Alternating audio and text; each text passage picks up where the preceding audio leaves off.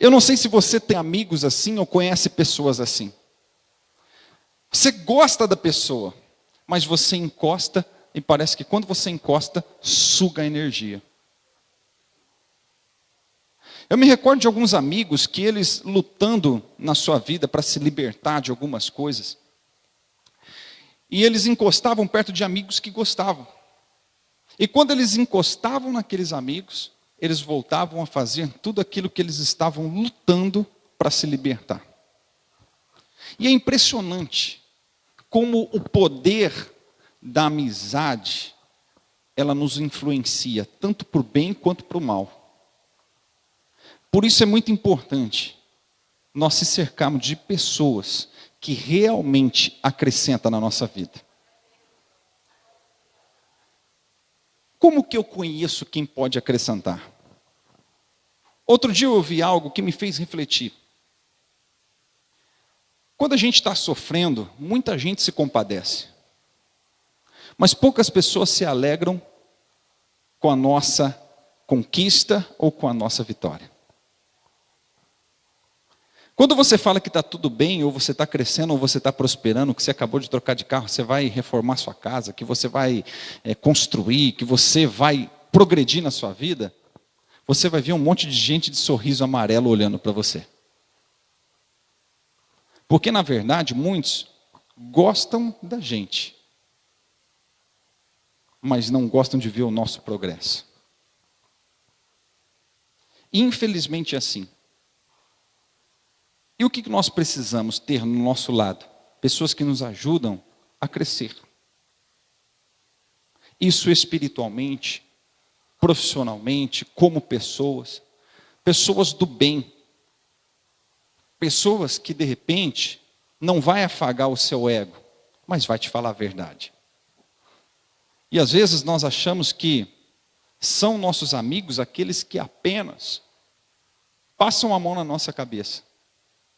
Mas nem todo mundo que passa a mão na sua cabeça quer ver o teu bem. Tem muita gente que passa a mão na sua cabeça, mas essa pessoa não quer ver o teu bem. Me recordo uma vez de uma pessoa que conheci. Você já conheceu alguma pessoa falsa? Já ou não? Já conheceu alguém falso? Já? Quem já? Levanta a mão aí. Gente, mas eu conheci uma pessoa uma vez que eu me surpreendi com a falsidade dela. Eu já tinha visto pessoa falsa, mas ela ganhou troféu. Uma vez andando, essa pessoa pegou, parou do lado de uma pessoa que trabalhava no Área Azul. E a pessoa olhou para aquela mulher e falou assim: nossa, como que você ficou linda com esse uniforme novo. Olha só que coisa maravilhosa. Virou as costas, a pessoa falou: que ridículo ficou isso aí. Eu falei assim: meu Deus, essa ganhou o troféu. E quem olhasse ela falando na frente, acreditaria de todo o coração, porque eu acreditei e a mulher ficou toda sorridente, né? Ai, fiquei bonita mesmo. Porque, na verdade, o que muitos aparentam na frente, não é o que pensa de verdade. Por isso, nós precisamos olhar muito bem quem nos cerca. Às vezes, o que você crê, o que você acredita é minado por pessoas erradas perto de você. Grave isso.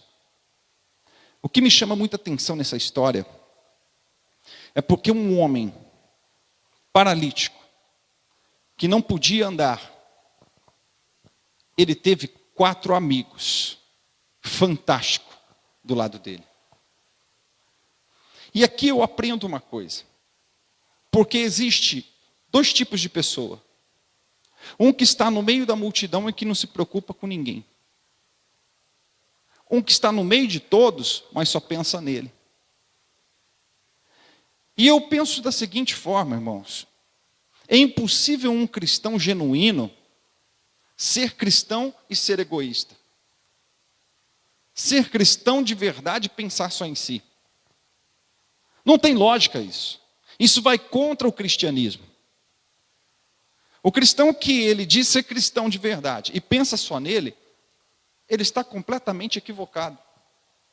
Porque se tem algo que Jesus ensinou é o seguinte: ama a Deus acima de todas as coisas e amas ao teu próximo como a ti mesmo.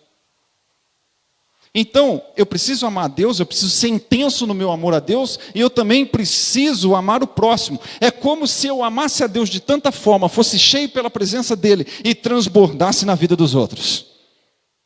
Isso é ser cristão. Isso é viver o cristianismo. Eu sou tão cheio dEle, eu estou tão cheio da glória de Deus, que não cabe dentro de mim e derrama nas pessoas que estão em volta de mim. Às vezes, a gente acaba se tornando aquela pessoa pelo comodismo de estar no meio de pessoas e pensar apenas em nós. Não há problema algum ir para Jesus porque você tem um problema. Mas o problema é permanecer na presença de Jesus, sempre precisando de algo e nunca transbordar na vida de alguém. Então esse é o primeiro tipo de pessoa. O segundo tipo de pessoa, que é o que eu olho nesses homens, eles souberam olhar a necessidade daquele homem da seguinte maneira: eu vou fazer por ele o que ele sozinho não é capaz de fazer. Eu creio que Deus quer levantar pessoas aqui nessa noite. Eu creio que Deus quer levantar pessoas que estão nos assistindo. Talvez você está nos assistindo, acompanhando online. E Deus está falando com você. Deus quer levantar pessoas com esse coração, que vai fazer pelo outro o que ele sozinho não é capaz de fazer. Fazer pelas pessoas o que elas não dariam conta de fazer apenas com a sua força. Porque um aleijado sozinho jamais conseguiria chegar na presença de Jesus com uma multidão cercando. Então eu entendo uma coisa: o que eu posso fazer pelo outro que ele não é capaz de fazer sozinho?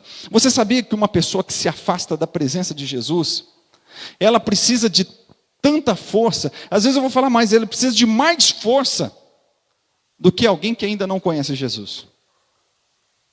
Outro dia eu conversava com uma pessoa que estava afastada, e qualquer o maior pensamento de uma pessoa que se afasta: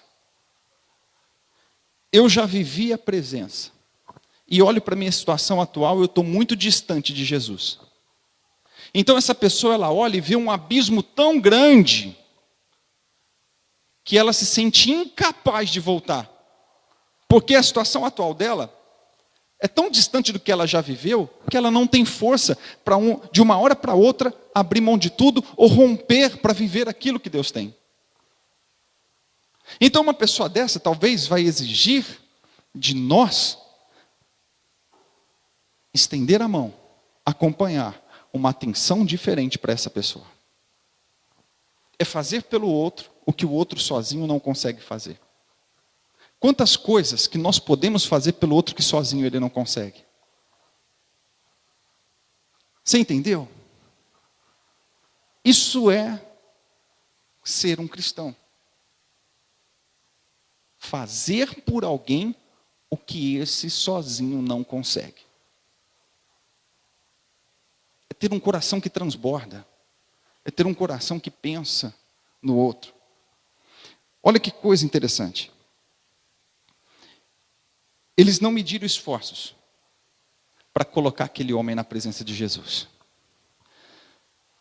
Eles não tiveram o seguinte pensamento assim: eu vou subir ele por esse telhado. Se eu for subir ele no telhado, eu posso me tornar paralítico que nem ele. E tem gente que tem esse pensamento às vezes. Se eu for ajudar outras pessoas, daqui a pouco eu vou estar igual aquela pessoa. Não. Deus vai derramar de graça sobre a tua vida, não para você ficar igual ao outro, mas para o outro ficar igual a você. Deus vai te levantar para que a unção que está sendo derramada sobre a tua vida seja tão forte que impregna na vida do outro e vai levantar outros. Eu creio que Deus está levantando pessoas que vai levantar outras pessoas.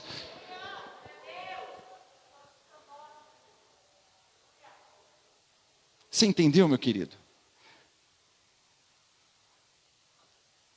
Versículo 5 tem algo tão especial aqui, que diz assim: Jesus viu que eles tinham fé. O que aconteceu aqui? Jesus viu que eles tinham fé. E como que é ver que tem fé? Como que eu posso ver que uma pessoa tem fé? Já parou para pensar nisso? Como que eu enxergo que uma pessoa tem fé? Tem como ver fé? Uma maneira da fé poder ser vista é através de atitude. A atitude fala se eu tenho fé ou não tenho. A minha atitude expressa se eu tenho fé ou não tenho fé. Olha que coisa interessante. A fé, primeiro eu creio, e depois eu vejo como aquilo vai ser realizado. Primeiro eu vejo que é possível, e depois eu vou ver como que vai dar certo. Às vezes nós procuramos saber como vai ser realizado para depois ter fé. Na nossa cabeça humana, nós procuramos o quê? Uma lógica. Olha, para eu conseguir montar a minha empresa, eu preciso de um caixa, eu preciso de um lugar, eu preciso de uma estrutura, eu preciso de pessoas, eu preciso de um monte de coisa. Então a pessoa, ela espera ter tudo isso para depois ela crer que vai dar certo. Só que a fé não é assim. A fé, você começa com o que você tem. E depois as coisas vão acontecendo.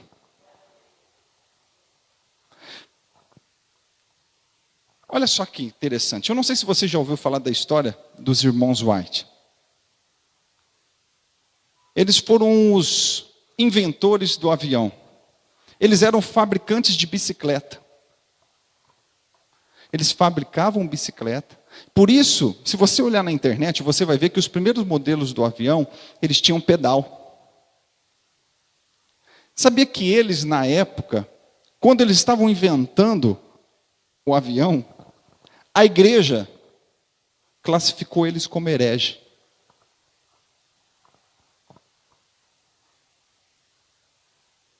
Mas eles viam que era possível. E depois, tudo foi acontecendo. Até que eles inventaram um avião, uma maneira de voar. Mas a igreja via eles como herege. E fé é exatamente isso. Você vê que é possível. E depois as coisas vão acontecendo. Aqueles homens, eles pegaram um paralítico para levar até Jesus. Qual a garantia que eles iriam conseguir? Mas eles tinham convicção que Jesus poderia curar o amigo deles. Então, a atitude deles foi exatamente uma manifestação de fé.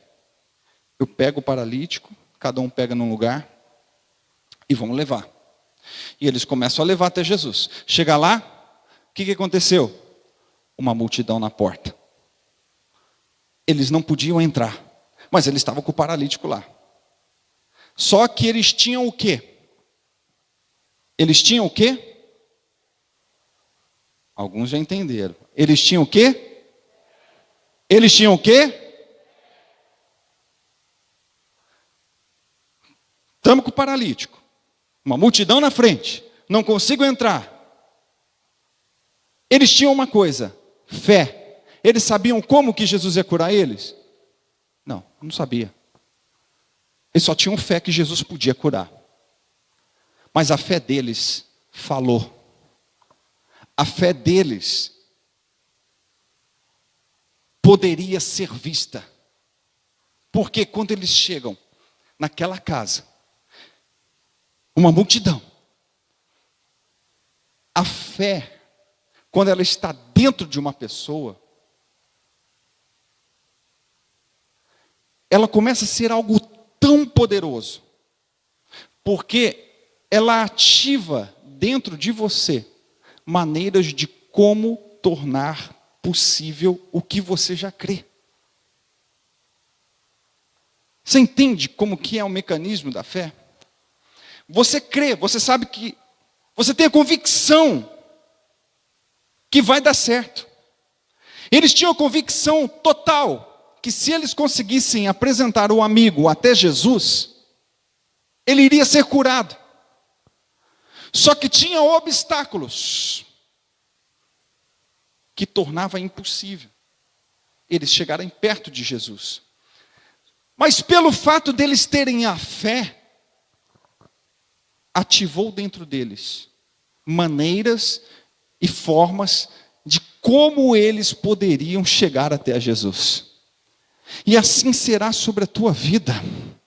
Eu creio que Deus vai ativar fé no teu coração, vai despertar algo dentro de você. A convicção, ela virá sobre a tua vida, a convicção virá sobre o teu coração. E de repente vai começar a brotar na sua cabeça formas de como você vai conseguir alcançar aquilo que está proposto no seu coração. Vai ser ativado formas, maneiras. Eles ali com o paralítico. Se eu tivesse com as costas melhor, eu ia mandar alguém vir aqui para segurar. Eu ia falar para o Gustavo, né? Que é o menorzinho. Mas pensa uma coisa, você aqui segurando, gente, tem muita gente. O que nós vamos fazer? Nós viemos até aqui, nós não podemos perder viagem. Nós precisamos colocar esse homem perto de Jesus. Pela porta não dá para entrar. Janela, a casa está rodeada de gente, não dá para janela. O que nós temos aqui? Escada, não tem escada. O que nós vamos... Pensa, a mente começou a ser ativada. De maneiras de como conseguir aquele propósito. Irmãos, eu só penso uma forma. Para subir em cima de uma casa e destelhar. Sem escada, é um subir em cima do outro. Você vê outra maneira? Como que eu subo em cima do muro? É subindo em cima do outro. Então vem aqui. Quem já fez pezinho para subir na árvore as coisas? Então vai, vamos fazer pezinho. Primeiro, vai. Então vem o segundo. Pá, vamos. Agora, 2 aí em cima, 2 aqui embaixo. Agora nós precisamos passar o paralítico aí para cima. E pá, joga. Aí sobe o terceiro. E sobe o quarto. Os 4 lá em cima do telhado. Maneiras foram sendo ativadas dentro deles. Para conseguir o objetivo que eles se propuseram a fazer. Quando chega lá em cima, vamos destelhar isso aqui. E a Bíblia diz que eles destelham. E eles descem o paralítico na direção de Jesus. Eu vou dizer para você algo, dentro de você vai surgir hoje, e você vai passar por cima de todos os obstáculos que te impedem você de viver algo extraordinário com Jesus. Eu vou dizer de novo, se tiver alguém aqui cheio da presença de Deus, levanta a tua mão e glorifica a Deus. Hoje você vai receber algo de Deus, que você vai passar por cima de tudo aquilo que tem impedido você de viver algo com Jesus. Meu querido, entenda uma coisa. Quando você está cheio, quando você está borbulhando de fé, na tua busca por Jesus, as tuas forças vão ser aumentadas. Na tua busca por Jesus, a tua força será aumentada. Na presença de Jesus, a nossa força, ela é aumentada. A Bíblia diz: quando eu estou fraco, aí é que eu sou forte. Na presença dele, quando eu estou fraco, ali eu me torno forte. Quando eu estou cabisbaixo, na presença dele, ele me coloca de pé. quando você se sentir sem força, quando você não vê saída, quando você estiver precisando de uma porta aberta, de uma intervenção divina, é na presença dEle que tua força será aumentada, não é longe de Deus. Você sabe o que mais me impressiona? Quantas pessoas quando passam por provas na sua vida, você sabe qual que é a atitude de muitos? É se afastar. Só que quando você se afasta, a tua força, ela é reduzida a zero. Entenda uma coisa, quando a dificuldade aumentar, aumente o teu grau de busca. Vou falar de novo. Quando a dificuldade aumentar, aumenta o teu grau de busca. Está difícil, busca mais. Está complicado, busca mais. Não está fácil as coisas, busca mais. Se entrega mais, se lança mais. Jejua mais. Não é, ficou difícil, parei. Ficou difícil desistir. Por quê? Porque é na presença dEle que as minhas forças são aumentadas. É quando eu me coloco na presença de Deus, algo dentro de mim acontece. Ei, eu vou falar uma coisa para você. Eu não sei se você tem um hábito de orar a Deus e ter um momento com Deus. Mas se não tem, eu faço um desafio com você de 7 dias. Separe os 30 primeiros minutos do seu dia e consagre a Deus. Daqui 7 dias você me conta como estará o seu interior. É impossível nós estarmos na presença de Deus e não sairmos de lá fortalecido. O problema é que quando fica difícil, a gente sabe o que quer fazer? Assistir mais série, descansar mais, passear mais, distrair a cabeça. Ai, está difícil, eu preciso distrair a cabeça. Se você estiver cansado, você descansar é a solução. Mas se você estiver sem força, buscar a Deus é a solução. Você entendeu? O descanso serve para quê? Para te renovar as tuas forças físicas. E ele é importante. Você tem que fazer isso. Mas se você está sem força para enfrentar os problemas do dia a dia, é um sinal que você precisa buscar mais. Mas como que eu busco, pastor? Nem se for chorando, sem palavras. Nem se for para dobrar o seu joelho e não ter o que falar, e chorar apenas na presença de Deus. Se a tua lágrima for a tua oração, isso já é o suficiente para você sair dali fortalecido. O problema é que às vezes a gente espera ter vontade para fazer as coisas. A gente espera a vontade vir para fazer. A gente espera a vontade chegar para realizar. Só que a vontade nunca chega. A vontade nunca vem. Tem gente que está desanimado aqui e não tem vontade de ir trabalhar.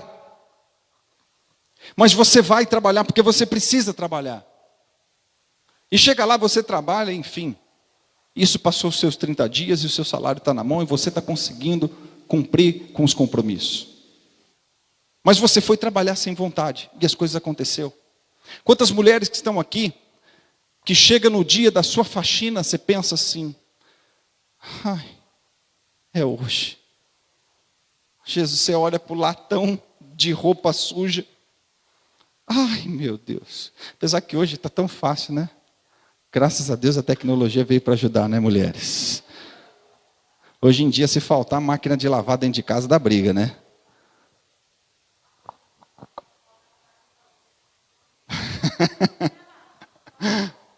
Imagina uma coisa. Mas não tem jeito, se é você que tem que esfregar o banheiro, se é você que tem que passar o pano, se é você que tem que limpar a casa, não tem jeito. Você olha e fala assim, meu Deus, é hoje.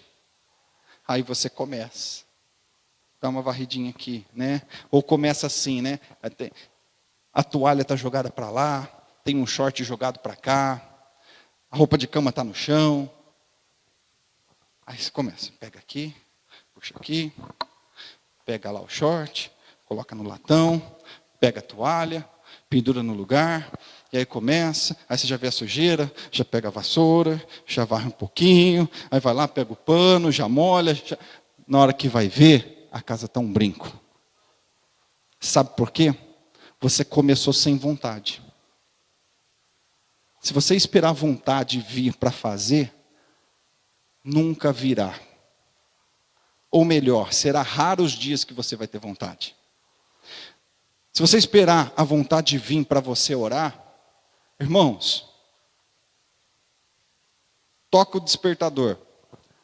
Você quer dormir mais um pouco? Ou você quer acordar mais cedo para orar? Só os espirituais aí, quem concorda comigo? Porque os espirituais falam a verdade, é por isso que eu falei, entendeu? É assim ou não é? Eu não sei você, mas eu, meu querido, de 5 dias de devocional, pelo menos uns 3 ou 4, eu acordo assim. Oh Jesus, deixa eu ir. Você joga água para o rosto e vai. Segura na mão de Deus e vai. É assim. Você tem que ir sem vontade, mas você tem que ir. Você tem que fazer sem vontade, mas tem que ir. Ah, eu não estou com vontade, mas vai. A força está pequena, está sem vontade de orar? Ora. Ora, dobra o teu joelho e ora. Busca, porque a tua força vai ser aumentada. O que aconteceu com eles? Na busca deles por Jesus, a força foi aumentada. E quando Jesus viu aquela fé, quando Jesus viu aquela atitude, oh, isso é maravilhoso. Quando ele viu a atitude, quando ele viu fé,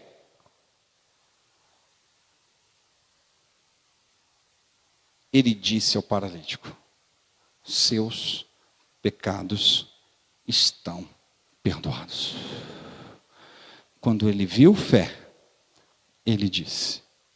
Quando ele viu fé, ele fez.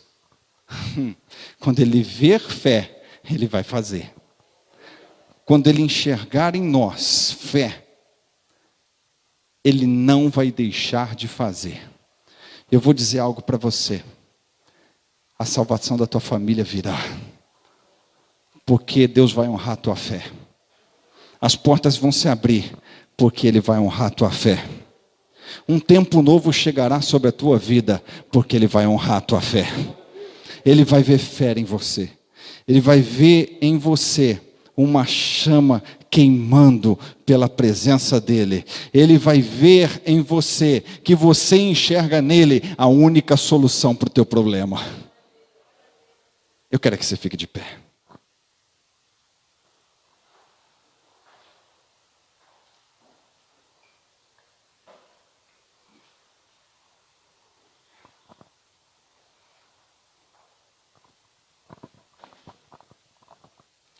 Quando Jesus viu fé, ele deu movimento à paralisia daquele homem. Aquele homem levantou naquele instante e começou a andar. Eu creio que hoje ele vai dar movimento para o que está parado na tua vida. A paralisia irá sair. Aquilo que te prende irá cair por terra. Você crê nisso? Levanta a tua mão e fala: eu creio. Eu creio que Ele fará coisas incríveis sobre a minha vida. Feche os seus olhos. Levante as suas mãos nesse momento. E eu quero que você nesse momento faça uma oração de fé. Uma oração de entrega. Uma oração que vai se colocar diante da presença de Jesus. Uma oração de quem realmente precisa da mão dEle. Senhor, meu Deus e Pai, eu creio que coisas novas o Senhor tem preparado para aqueles que te buscam. Por isso, meu Deus, eu oro agora por esse homem, por essa mulher, por esse jovem que está aqui, meu Deus, e precisa da tua mão, meu Pai. E precisa, meu Deus, que o Senhor faça algo, que o Senhor opere, meu Deus, sobre a casa, sobre a família, transformando o coração do filho, da filha. mudando essa situação, meu Deus, de portas fechadas, que o Senhor deu uma nova direção. Oh, abra tua boca agora e fale com Ele, feche os seus olhos e rasgue o seu coração na presença de Deus.